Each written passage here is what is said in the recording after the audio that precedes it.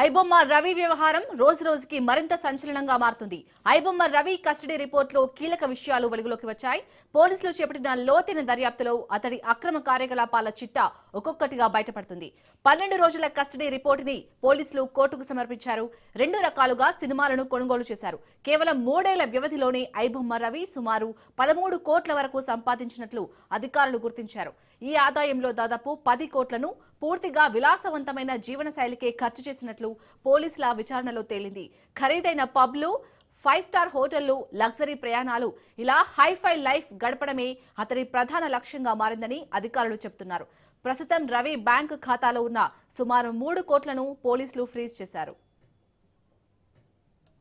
మిమ్మల్ని పోలీసులు అరెస్ట్ చేశారు.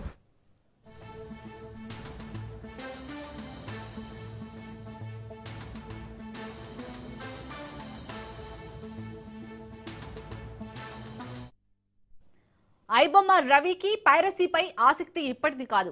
2007 నుంచి అతడికి ఈ అక్రమ మార్గంలో డబ్బు సంపాదించాలనే ఆలోచన ఉన్నట్లు పోలీసులు గుర్తించారు. అప్పటి నుంచే తన స్నేహితుల సర్టిఫికెట్లు, ఐడెంటిటీ డాక్యుమెంట్లను వారికి తెలియకుండానే దొంగిలిస్తూ అక్రమాలకు పాల్పడినట్లు సమాచారం. ముఖ్యంగా ప్రహ్లాద్ పేరుతో driving licence, PAN card, bank account తెరిచినట్లు పోలీసులు నిర్ధారించారు.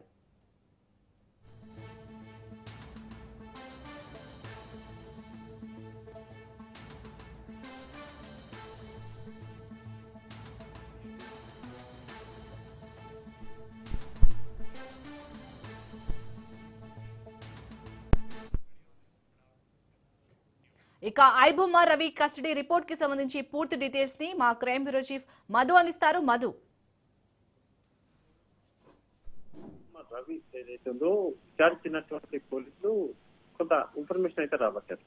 పైకి ఐబొమ్మ రవి నాకేమీ సంబంధం లేదు, నాకేమీ తెలియదు అని చెప్తున్నప్పటికీ కానీ అతని కస్టడీ రిపోర్ట్ ఏదైతే ఉందో, అంటే పోలీసులు తమ కస్టడీలోకి తీసుకొని విచారించినటువంటి సమయంలో రాసినటువంటి విషయాలను ప్రస్తుతం కోర్టుకు అయితే సమర్పించారు పోలీసులు. నార్మల్ గా అంటే ఒక నార్మల్ ప్రింట్ ఏదైతే ఉంటుందో సినిమా థియేటర్ లో ఒక ప్రింట్, అది కూడా నార్మల్ గా తీసేటటువంటి ప్రింట్ ఏదైతే ఉందో ఆ ప్రింట్ కి $100. అదే హెచ్డి ప్రింట్ అయితే అంటే హై డెఫినేషన్ ప్రింట్ అంటారు కదా, అంటే పూర్తి క్వాలిటీగా ఉండేటటువంటి వాటికి మాత్రం $200 అయితే ఐబొమ్మ రవి చెల్లించేవాడు అనేటటువంటి విషయాన్ని అయితే పోలీసులు నిర్ధారణ వచ్చారు. రవి మొత్తం 7 ఖాతాలు ఏవైతే ఉంటాయో అతనికి సంబంధించినటువంటి బ్యాంక్ ఖాతాలు ఏవైతారో ఆ ఖాతాలలో 13.40 కోట్ల రూపాయలకు సంబంధించినటువంటి ట్రాన్సాక్షన్స్ ఏవైతే ఉన్నాయో వాటిని కూడా గుర్తించారు. బెట్టింగ్ యాప్ల ద్వారా కూడా సుమారు ఒక 2 కోట్ల వరకు కూడా వచ్చినట్టుగా కూడా అయితే పోలీసులు ఐడెంటిఫై చేయడం జరిగింది. అయితే రవి సోదరి అయినటువంటి చంద్రికకు 90 లక్షలు పంపించడం ఎందుకు పంపించాడు అనే దానికి సంబంధించి కూడా ప్రస్తుతం ఎంక్వైరీ జరుగుతుంది. రాకేష్ అనేటటువంటి వ్యక్తి ద్వారా ట్రేడ్ మార్క్ లైసెన్సులు ఏవైతే ఉన్నాయో వాటిని బెట్టింగ్ పైరసీ ద్వారా కూడా వచ్చినటువంటి డబ్బులతో జల్సాలు చేసేవాడు అని పోలీసులు తమ రిమాండ్ రిపోర్ట్ లో అయితే చెప్పడం జరిగింది. కస్టడీకి సంబంధించినటువంటి రిపోర్ట్ లో రవి విలాసవంతమైనటువంటి జీవితానికి 2 కోట్ల వరకు 3 కోట్ల వరకు కూడా ఖర్చు పెట్టడమే కాకుండా 2007 నుంచి అక్రమ సంపాదన ఏదైతే ఉంటుందో దాని మీద దృష్టి పెట్టారంటూ కూడా పోలీసులు ఐడెంటిఫై చేశారు. ఐబొమ్మ రవికి సంబంధించినటువంటి ఈ వ్యవహారంలో ఇంకా అనేక కొత్త కోణాలు అయితే బయటకు వస్తున్నాయి. అతను పూర్తిగా కూడా సినిమాలను పైరసీ చేయడము, పైరసీ చేసినటువంటి సినిమాలను ఏ విధంగా అప్లోడ్ చేశాడు అనే దానికి సంబంధించి కూడా ఎంక్వైరీ జరుగుతుంది. అయితే సినిమాలను 2 రకాలుగా ఐబొమ్మ రవి కొనుగోలు చేసినట్టుగా తెలుస్తుంది. క్యాంప్ కార్డర్ ప్రింట్ కు ఒకే సినిమాకు $100 ఇవ్వడము, అదేవిధంగా వివిధ క్వాలిటీ దానిలకు ఇంకొక రకమైనటువంటి డబ్బులు ఇవ్వడము అనేది ఐడెంటిఫై చేశారు. కోవిడ్ తర్వాత ఆన్లైన్ సినిమాల వీక్షకులు పెరగడం అనేది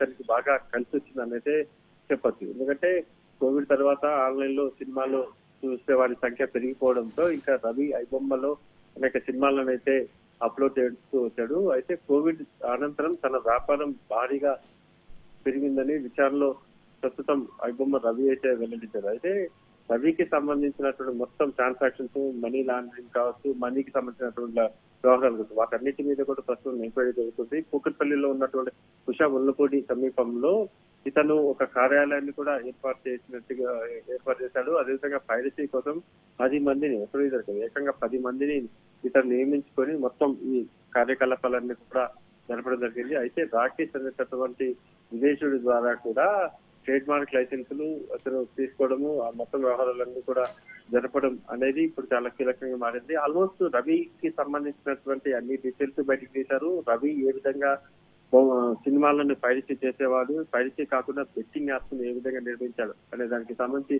ప్రతి ఒక్క ఇన్ఫర్మేషన్ ని అయితే పోలీసులు ఐడెంటిఫై చేయడం జరిగింది. ఇంకా తప్పించుకోవడం లేదు. కానీ ఐబొమ్మ రవి మాత్రము నాకేం సంబంధం లేదు, మొత్తం సినిమాలకు సంబంధించి ఐబొమ్మకు నాకు అసలు సంబంధమే లేదు, అదేవిధంగా బెట్టింగ్ యాప్లకు కూడా నాకేం సంబంధం లేదు అనేటటువంటి తప్పించుకునేటటువంటి ధోరణి ఏదైతే ఉందో ఆ తప్పించుకునేటటువంటి ధోరణిని అతను ప్రదర్శిస్తాడు. మరి కోర్టులో చూడాలి ఎలా జరగబోతుంది. కోర్టులో రెండు వైపుల వాదనలు విన్న తర్వాత డెఫినెట్ గా ఐబొమ్మ రవి ఇన్వాల్వ్మెంట్ పూర్తిగా ఉంది అని పోలీసులు నిర్ధారణకు వచ్చారు. అది ఇంకా కోర్టులో ఎలా తేలబోతుందో మనం చూడాలి.